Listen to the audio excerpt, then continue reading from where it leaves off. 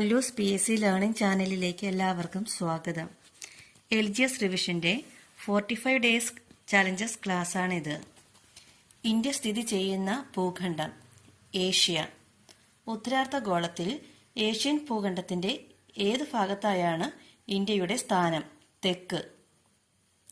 India സ്ഥിതി ചെയ്യുന്ന ഉപഭൂഖണ്ഡം Indian ഉപഭൂഖണ്ഡം.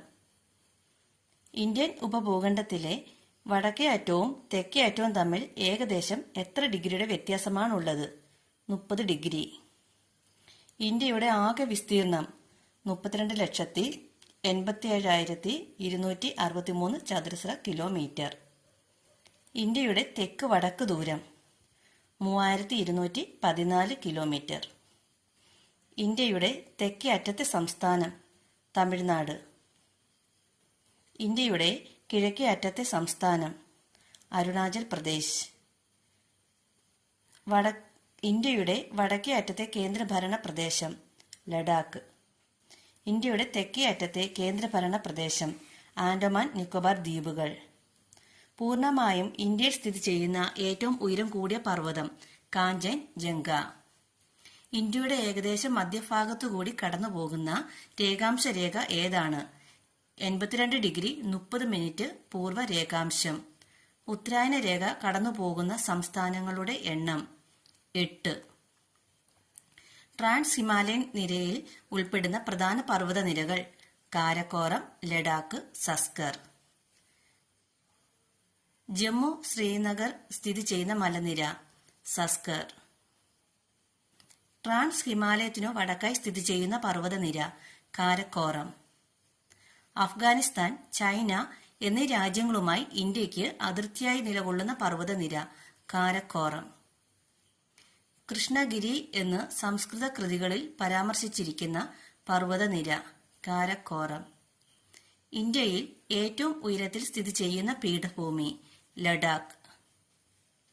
ഇന്ത്യയിൽ ഏറ്റവും തണുപ്പ് അനുഭവപ്പെടുന്ന പ്രദേശം ദ്രാസ്.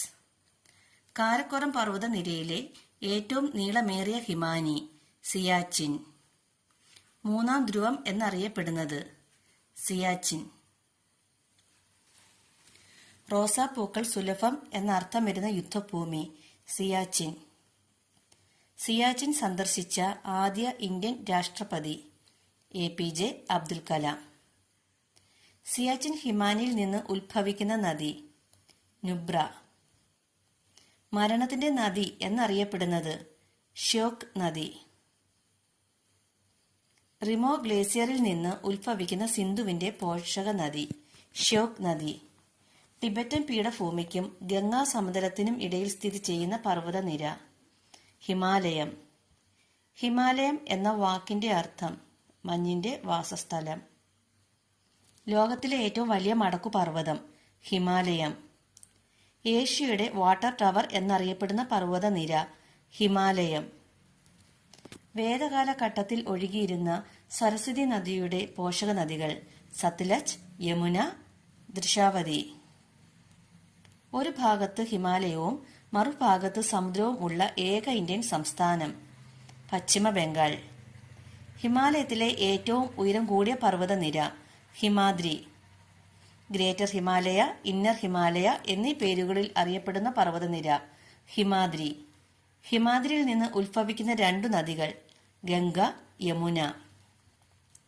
ഹിമാലയത്തിലെ ഏറ്റവും ഉയരം കൂടിയ കൊടുമുടി എവറസ്റ്റ്.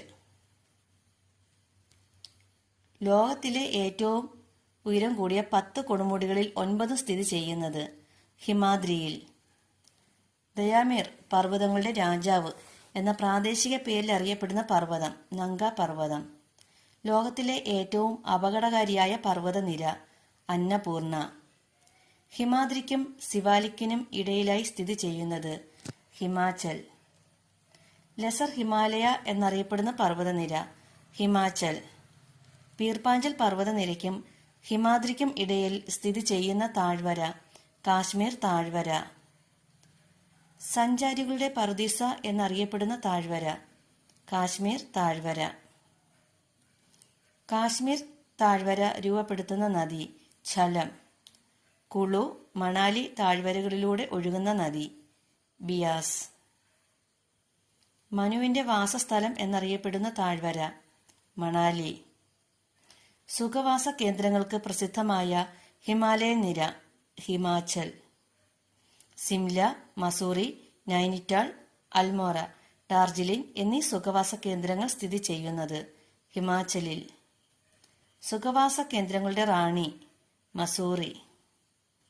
സുഖവാസ കേന്ദ്രങ്ങളുടെ രാജകുമാരി കൊടൈക്കനാൽ. ഹിമാലയൻ നിരകളിൽ ഏറ്റവും തെക്കുഭാഗത്ത് കാണപ്പെടുന്ന ഉയരം കുറഞ്ഞ പർവ്വതനിരകൾ സിവാലിക്. ഔട്ടർ ഹിമാലയം എന്നറിയപ്പെടുന്ന പർവ്വതനിര സിവാലിക്.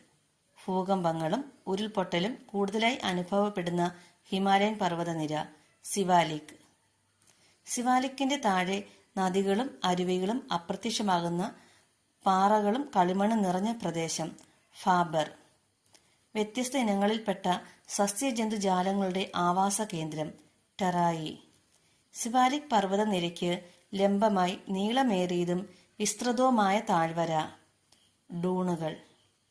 ഉത്തരപർവ്വത മേഖലയിലുടനീളം ഇരുണ്ട തവിട്ട് നിറത്തിലോ കറുത്ത നിറത്തിലോ കാണപ്പെടുന്ന ഫലപുഷ്ടി കൂടിയ മണ്ണ് പർവ്വത മണ്ണ്. ലോകത്തിൽ ഏറ്റവും ഉയരത്തിൽ സ്ഥിതി ചെയ്യുന്ന ഗതാഗത യോഗ്യമായ ചുരം ഉംലിംഗ്ല ചുരം. ലഡാക്കിനെ ചൈനയുമായി ബന്ധിപ്പിക്കുന്ന ചുരം കാരക്കോറം. തീൻബഗ ഇടനാഴി സ്ഥിതി ചെയ്യുന്ന സംസ്ഥാനം പശ്ചിമ ബംഗാൾ. Thank you.